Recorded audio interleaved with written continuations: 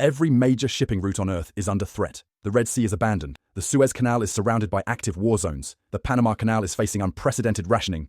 And the Strait of Hormuz is on the verge of a total geopolitical blockade. While the world scrambles for alternatives, staring at the vulnerability of the southern oceans, Russia has spent the last decade quietly activating a radical fallback plan. At the very top of the world, across 5,600 kilometers of the brutal, unforgiving Arctic Ocean, lies the Northern Sea Route. For centuries, this wasn't a shipping lane.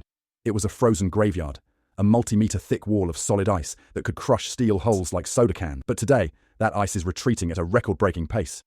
In March 2025, and again in early 2026, satellite data from NASA confirmed that Arctic sea ice reached its lowest winter maximum in recorded history. What was once an impossible barrier is now the most aggressively engineered maritime superhighway on the planet. This is the Polar Silk Road, a joint mega-infrastructure vision between Moscow and Beijing that doesn't just marginally improve global trade, it completely redraws the global map. Because pipeline gas cannot be blockaded and Arctic shipping lanes cannot be intercepted by Western navies, this is a supply chain designed to bypass every single maritime chokepoint controlled by the West. To comprehend the scale of this operation, you have to trace the corridor from its western anchor to its eastern exit, start at the edge of Europe, at the ice-free port of Murmansk. This is the staging ground. From here, ships enter a network spanning 5 separate Arctic seas. The traditional maritime route from a Chinese port like Shanghai to Rotterdam in Europe requires traversing the South China Sea, the choked Strait of Malacca, the Indian Ocean, the volatile Red Sea, and the Suez Canal, making the total distance roughly 21,000 kilometers, with a transit time of at least 35 to 40 days under perfect conditions. Now,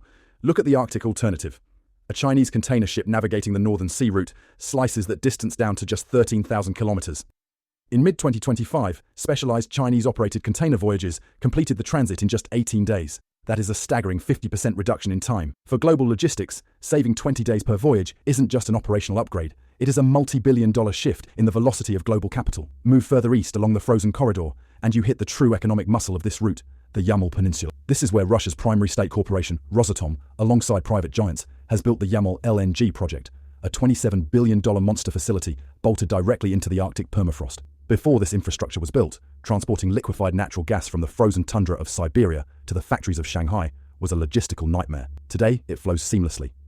In 2024 and 2025, the Northern Sea Route handled a massive 37.9 million metric tons of total cargo turnover. And the cargo mix tells you exactly what this highway is being built for. Liquefied natural gas and gas condensate make up a staggering 55% of the entire tonnage. Crude oil shipments account for another 25%, pumping out of deep Arctic terminals like Novi Port and Preraslomnoye. And the remaining volume is a heavy mix of industrial dry bulk. Millions of tons of iron ore concentrate, nickel and copper flowing directly from the massive extraction complexes of Norilsk Nickel to manufacturing hubs in Asia. But how do you keep a shipping corridor open when winter sets in and temperatures plunge to minus 50 degrees Celsius, threatening to freeze the sea solid within hours? You don't rely on nature, you use brute atomic force. Russia is the only country on Earth that possesses a dedicated fleet of nuclear-powered icebreakers operated by Atomflot, a subsidiary of the state nuclear corporation Rosatom.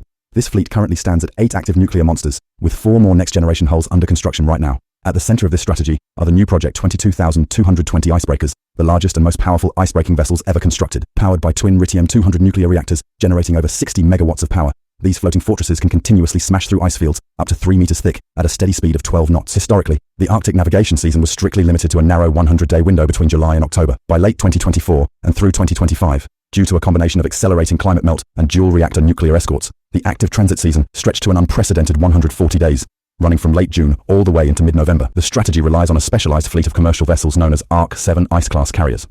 These are massive, 170,000 cubic meter megatankers built with reinforced hulls and unique steering systems that allow them to act as independent icebreakers. When an ARC-7 carrier follows a Project 2220 nuclear icebreaker, they form an unstoppable convoy. The Kremlin's official directive for Rosatom is clear: transition from seasonal pilot transits to unrestricted year-round regular shipping by the early 2030s. When that happens, the historical monopoly of southern trade routes will be permanently broken.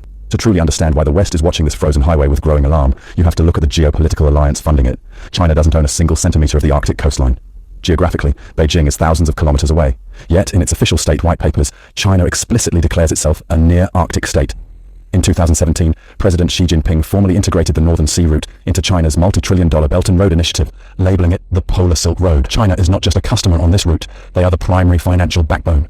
When Western sanctions hit Russian energy projects in 2022, cutting off European technology and capital, the development of the Arctic didn't stop. It simply shifted its financial orientation entirely east. The data proves this tectonic shift according to NSR administration records. Prior to 2022, International transit voyages were dominated by European charterers moving goods westward. By 2025 and heading into mid-2026, eastbound traffic to China has completely overtaken the route. Russian-flagged and sanctioned fleet vessels now dominate the corridor, carrying millions of tons of resources directly into Chinese port. For Beijing, the Arctic Silk Road solves a historical, existential vulnerability known as the Malacca Dilemma. Over 80% of China's oil imports currently pass through the narrow Strait of Malacca. In the event of a global conflict or a naval blockade by the United States and its allies, that strait could be closed instantly, choking the Chinese economy within weeks.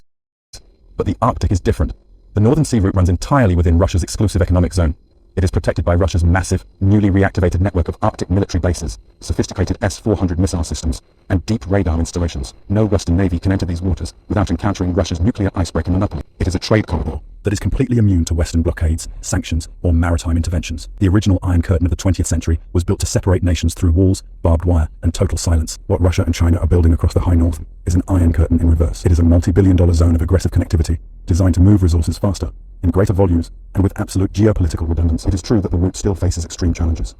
The environment remains intensely hostile. Insurance costs for polar transits are astronomical, and despite massive state investments, the total cargo volume of 37 million tons is still a niche fraction of the 1.2 billion tons that move through the Suez Canal annually. But look at the trajectory. Every single year the risk gets thin. Every year the elevation gets longer. And every single year, as traditional southern chokepoints become more volatile, more dangerous, and more surrounded by conflict, the strategic risk